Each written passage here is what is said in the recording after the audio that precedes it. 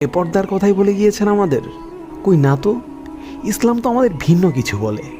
ইসলাম আমাদের বলে এটি মহান আল্লাহ তাআলার দেয়া একটি লাইফ স্টাইল। শুধুমাত্র মাথায় কিংবা মুখে এক টুকরো কাপড় ঝোলানোর নাম পর্দা নয়। পর্দা হলো নিজের সৌন্দর্যকে প্রদর্শনী থেকে আড়াল রেখে শালীন থাকা।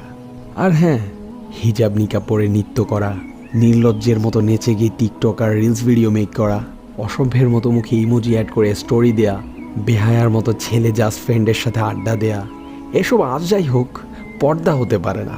এগুলো আপনার রবের কাছে নিষিদ্ধ অশ্লীলতা ও পর্দাহীনতা। তুমি কেন বুঝো না বোন?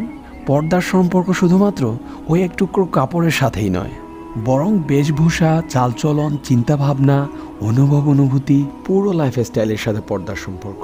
তাই বোন তোমাকেই বলছি, পর্দাকে শুধুমাত্র একটি কাপড়ের মাঝে সীমাবদ্ধ না রেখে তা ছড়িয়ে দাও পুরো লাইফস্টাইল জুড়ে। কে পর্দা